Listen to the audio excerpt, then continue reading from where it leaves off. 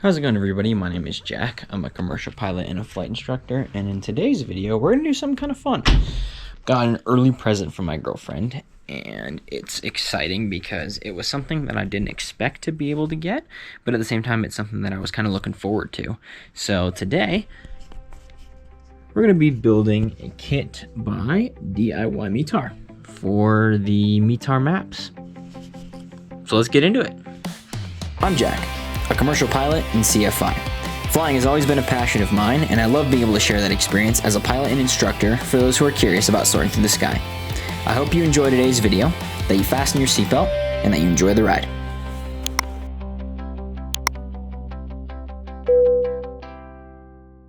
Essentially, this is a map that you can make custom from their software and their website, and essentially you get to pick and choose the airports, put these codes with the LED lights, and basically it'll tell you what airports are what weather, which is going to be kind of cool.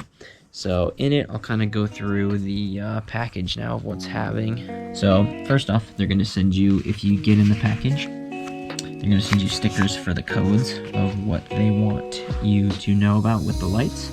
They give you instructions on what you should do and how you can do it. You can read that if you want. It comes with two different things. So it comes with lights that you can get either old or new. The newer ones I think are a lot smaller. I chose the older ones because I like the bulbs being a lot bigger, and it just looks kind of cooler to be able to do it that way.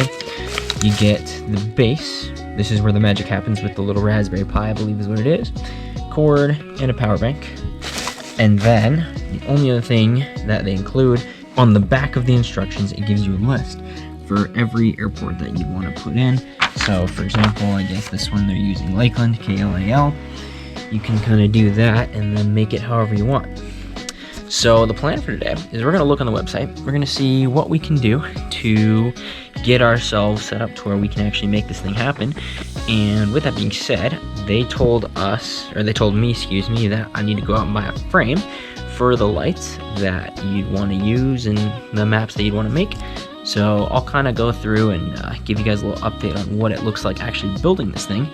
And then we'll hopefully be able to go out and buy the parts for it and then come back, build it, and have a good time with it. So yeah, let's get into it. Alrighty then, so looked through the kit, looked at the instructions online, and I think I came up with a good game plan on how we're going to do this. Plan is my kit comes with 50 bulbs. So it's one of the bigger ones that they sold. They unfortunately don't make them anymore, I just found out. So mine was the last one, which was kind of cool. So there's 50 bulbs in there. Doesn't mean I have to use all 50, but it's kind of like a daisy chain where you wrap around and it just goes one after the other. So not all the bulbs are going to be used, unfortunately. So what we're going to do is we're going to just kind of have to tape some behind the kit itself. I got a bunch of little patterns coming around here for this. Then the next one is to go into here. And down here we'll have the third one to make it a little easier. So that kind of makes sense. And then everything else that we're going to do is we need to get the actual frame of this set up. So I'm doing an 11 by 14 frame for this photo. So I gotta go out and get that. Then I have to print that image out in 11 by 14 size so that it can actually fit in the frame. And then the design of the frame, they had it where the sides would kind of sit out on a frame. So I can kind of show you. You can kind of see right here how thick it is. What they're wanting to do is they're wanting to bring it out. So you can kind of see that there's more room there. The plan is to hook it to where you can have more room jutting out like that, because the light bulbs will stick out in the back. So you need to have room for them to be able to sit there and do their thing, and then obviously the cord for it to work. So that's what we're going to do. We're going to go run errands to pick up the frame, pick up the photo, and then pick up the resources that we need to actually make the frame a little nicer and make it all work. So with that being said, let's go shopping. First off, we're going to go to Office Depot to try and knock out two birds with one stone with the photo and the photo frame. Well, walked out with the photo. Cardstock, not too bad. Maybe not as big as I thought it was going to be, but that's okay because it doesn't have to be. So next step is we're going to go find a frame, and then we're going to grab the pieces to build it. All right, well, we got all the supplies. It was 8-foot 1x2 for the frame.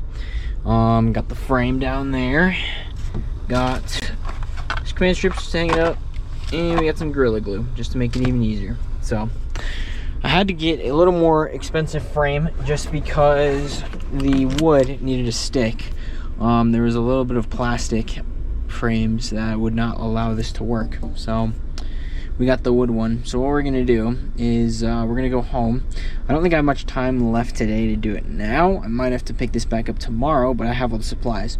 So what we're gonna do is assemble it, coat it, and make it all work. So yeah, I'll cut to the next shot of when I actually start working on this project when I get home. So until then, we got everything going. So let's get this thing running. The next day. All right, well, it's day 2 of doing this project. Got busy the last couple days, so we're back. We're gonna go cut the wood, then go spray paint it, see if it fits, and then we'll pick it all up again and make it fit in the frame, and we'll see how it goes.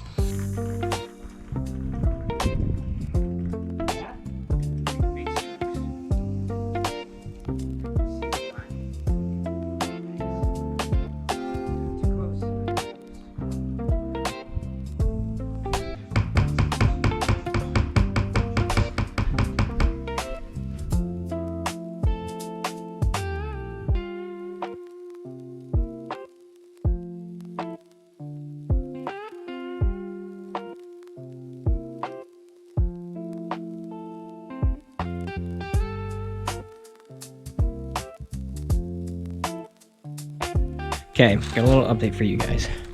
The paper that I'm using, it doesn't look too great. I did some design work on it, and we punched the holes, and they kind of look like bullet holes. So you kind of see it looks like bullets got punched through, except for this one. That's kind of the hole we're going for. I had to buy something on Amazon, and hopefully this will work, but it's a hole punch bit that you can put on a drill and essentially drill through without making it look like bullet holes. So we'll test that out and see, and in case it doesn't work, I have 2 pieces of paper, so I'll be able to test it out fully on one, and then if it doesn't work out, I got a second one to actually do it right. So we'll see how it works. Well guys, it's finally done. After a lot of getting everything sorted, redoing the painting in the front, getting the lights finally finished, it's all good to go. So I had to get some more glue and some more wood because the wires were too tall, but I'm letting it dry, so I'll show you guys what it looks like though. So this is the final product of what the back looks like. I have the little computer unit here, linked up to all the lights kind of in a daisy chain the way that you normally do it. And the reason why I have some of these lights out is they would go here, but the wood glue was starting to seep down. So I had to get it out and then make it all nice and neat. So I'm gonna let this dry, but until then, I'm gonna then show you guys what it looks like from the front after it's all said and done when I go hang it up. So yeah, this has been a fun little DIY. And I'm happy that it's finally completed after it took a couple days because it just needed to get perfected in my language. So kind of a cool little design, honestly. I like what they did with these lights. It's kind of cool. So I got it basically hooked up to where I got like 2 little things there as legs to kind of hold this thing up. And look at all these wires underneath. So these were heavier than this guy. So that's why I needed the second one. But this is the map. I specifically did these 3 sectionals for a reason. This is Florida, that's Colorado, and that is Maine. I've flown in all 3 for a lengthy amount of time, excuse me. So it's fitting that I had all these maps on here of just kind of the airports that I used to fly to all the time. So that's kind of what you're looking at right now. The cool thing about this is I did this last second, is I was able to get these lights for the codes that you can see. So green VFR, blue marginal, IFR low.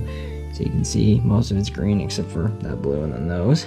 And then mountains are IFR, that one's VFR. Low is that, and then if it's yellow, it's windy. So you might have seen it flashing a couple times. Flashing right there means it's windy there, which is cool. And then flashing blue means there's icing.